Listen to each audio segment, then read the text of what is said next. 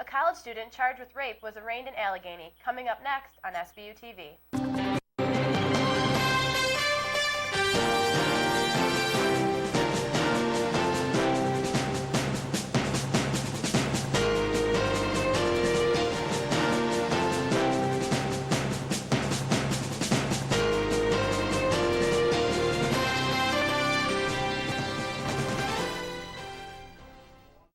Welcome to Sbu TV. I'm Amanda Ciavarri. And I'm Samantha Dibble. The St. Bonaventure student charged with rape has gone to court.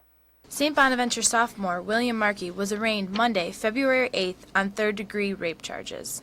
This is a Class E felony when he or she engages in sexual intercourse with another person who is incapable of consent by reasons other than being under the age of 17. Markey appeared before Allegheny Town Justice David F. Porter. He declined a plea bargain offered by Assistant District Attorney Amber Curling. The defense lawyer, Amy Martoche, asked for an amendment to the order of protection keeping Markey off campus, acknowledging that the university had its own system to deal with such issues. In a statement from Markey's attorney, Bill has entered a plea of not guilty to the charges, and now we should let the process play out.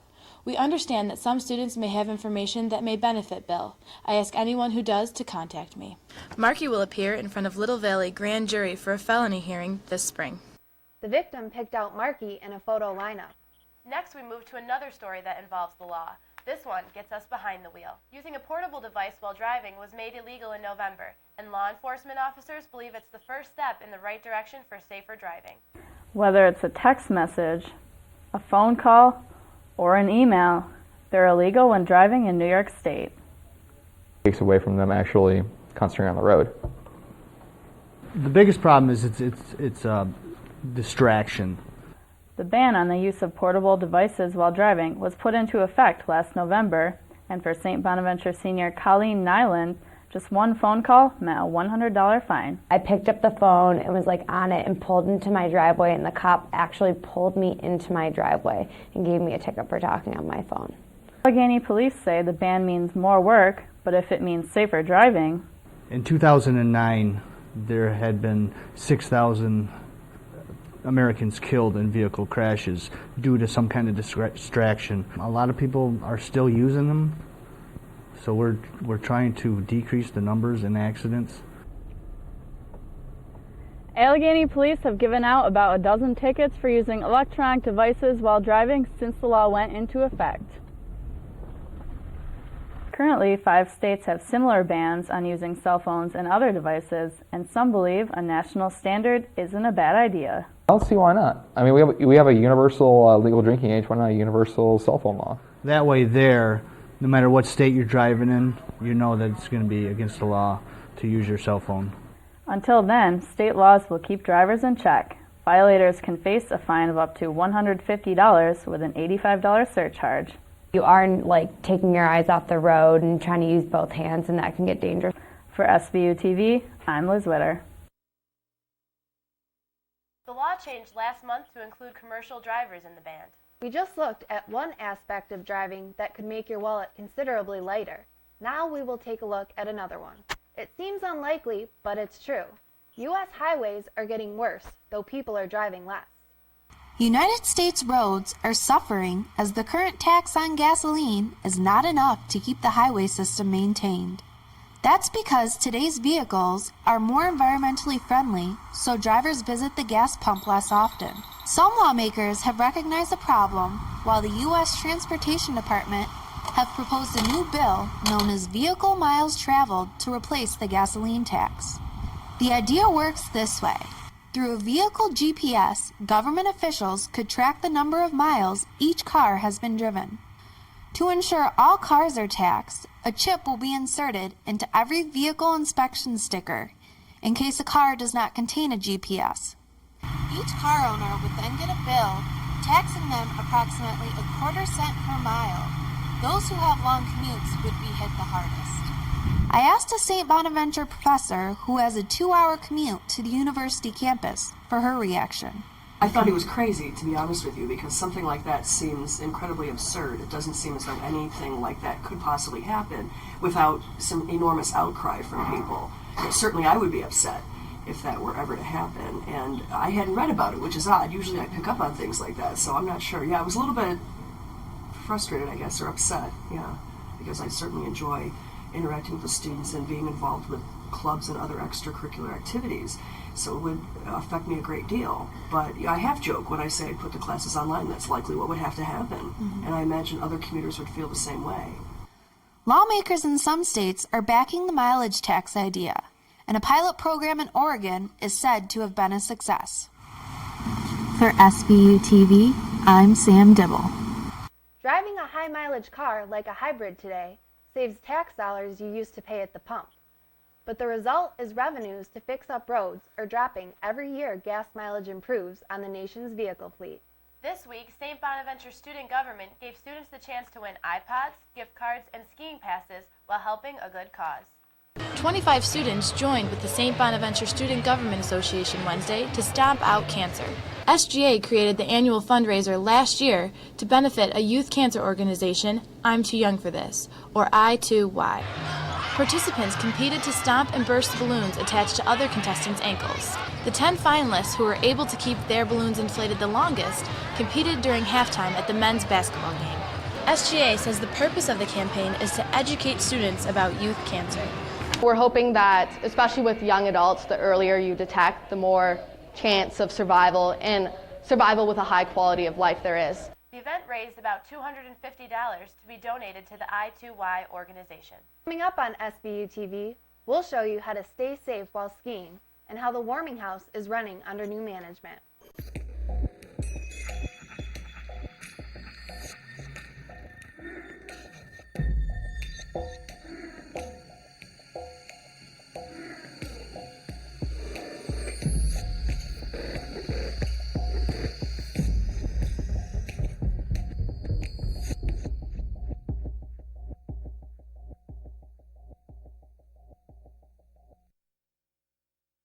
Trevor Thompson ran the warming house in Olean for the past 4.5 years, but decided to take a new job in North Carolina. Lauren Adams found out how it's running without him. It's like an entire element of the place is just gone. The warming house is the oldest student-run soup kitchen in the United States. It has been providing a warm meal and a welcoming atmosphere to area residents since 1973. Those who volunteer at the warming house choose the daily menu, then cook and serve the food to the residents. Family type of atmosphere, people are more understanding, empathetic to people's situation. And because you get a good meal, you get a quality, nutritious meal. Although the leadership has changed since Thompson's departure, the warming house still runs smoothly thanks to the help of dedicated volunteers. I think they're very special and unique individuals, that have a lot to offer people that come here that are down and out. For the past 6 years, the St. Bonaventure men's swim team has been volunteering its time every Wednesday. It's a good way to give back to the community. Sometimes some people might think it kind of gets in the way of your day, but once you leave here, it feels good to know that you helped out. To most, the warming house is more than just a kitchen.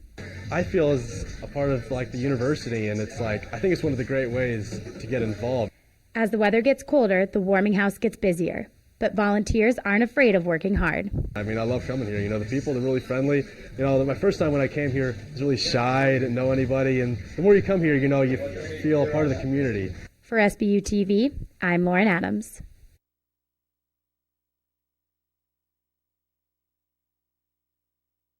The warming house serves dinner Sunday through Friday at 4:30.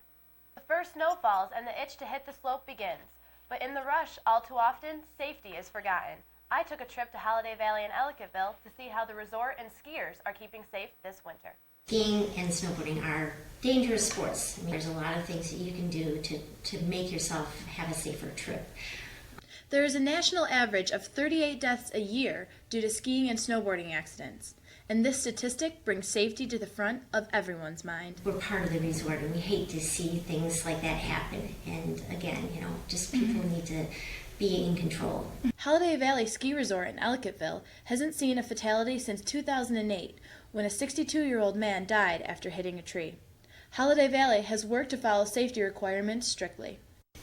We belong to National Ski Areas Association, and they have an annual Safety Awareness Week.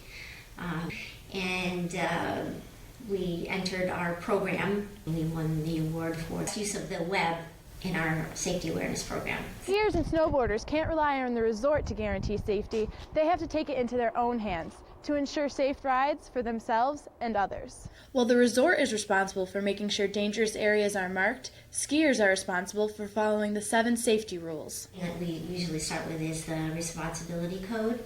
It's 7 points that kind of are listed that help assure your safety. Things like always stay in control, make sure that you obey the posted signs and warnings, be able to stop whenever you need to stop, know how to ride the lift safely. Just take responsibility for your own safety. Jane Eshbaugh said it's not only about knowing how to be safe, but also knowing no matter what you think, you can get hurt. Because a helmet will only protect your brain with a direct impact at less than like 13 miles an hour. And most people ski in the 20 mile an hour range. So it doesn't protect you from everything. It will protect you from, some glancing blows or cuts and bruises, things like that. But if you're out there to go a million miles an hour and think that you're invincible, it doesn't happen. One of the things that makes skiing and riding so much fun is that it's a little bit dangerous, you're a little bit on the edge, it's thrilling, it's exciting. Skiing and riding are dangerous sports, so you need to take action yourself to assure that you're going to have a safe trip. Lessons are always recommended for first-timers. To find out more information, go to Holiday Valley's website at www.holidayvalley.com. With Valentine's Day just around the corner, love is in the air. One chocolate fanatic and business owner gives us her unique take on an old-fashioned Valentine's Day gift. Andrea Doneth reports. Years ago, Pauline Porter took her passion for making homemade chocolate and turned it into Olean's Chocolate Treasures. I was making candy in my home just for fun. And Joe Mara, the owner of the Old Library Restaurant, decided that he might have a spot for me here, making candy and selling it at his restaurant. And then it just kind of grew from there. Porter's business specializes in making chocolate, the typical gift for Valentine's Day. And it competes heavily with diamonds. Who would have thought that cow plops and pigs would be romantic gifts? But this Valentine's Day at Olean's Chocolate Treasures, these items are the perfect way for Valentines all over to say, I love you. I think it's just tradition. And we try to make our chocolates unique, different than something you'd buy in a store. But even with these creative chocolate items, Porter says it's tough to sell Valentine's chocolate these days. Number one, the economy has definitely created slower sales. And number two is there's a lot of health-conscious people out there. And although Porter's business has experienced a drop in sales, the Bonaventure community still thinks chocolate is the gift of choice this Valentine's Day. I know the girls definitely appreciate it. I don't mind if I never got chocolates. I mean, I think it's cool just because it's a kind of cool, cheap, inexpensive way to still show somebody, hey, I'm thinking about you. I would like to receive as much chocolate as possible, and if I give it, I would still like to eat it myself. To purchase your Valentine's chocolate, visit Olean's Chocolate Treasures on 116 South Union Street or call Pauline Porter at 716-378-6631. Coming up in sports, a look at how the men's basketball team fared against Fordham. Thing you should know about me. I'm cold. I'm calculating. I get what I want. If you get in my way, I'll wreak havoc upon you. I can leave you weak, limp, twisted, confused.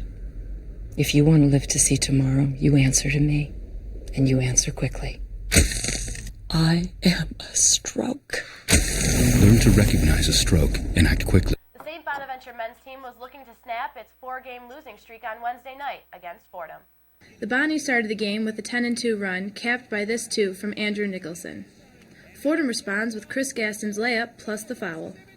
Then Chris Matthews hits his second of back-to-back threes. The Rams trying to hang around with Faro Alahajic inside. The nice give-and-go leads to a Michael Davenport slam, and the Bonnies have a 15-point halftime lead. Bonaventure gets the scoring started in the second half with a no-look pass from Matthews to Jonathan Hall. Brenton Butler keeps Fordham in the game with that 3. Herb Tanner gets the Rams within 7 with this slam. Take another look with Tanner throwing it down. But Bonaventure was too much as Hall seals it with a layup and the foul. Bonaventure finishes a 72-61 winner. Chris Matthews leads all scorers with 22 points. With the win, St. Bonaventure is now tied in 8th place in the Atlantic 10 Conference. For this week's edition of Sbu TV, I'm Amanda Ciavarri. I'm Samantha Dibble, and for the rest of us here in the Coop Lab, thanks for watching.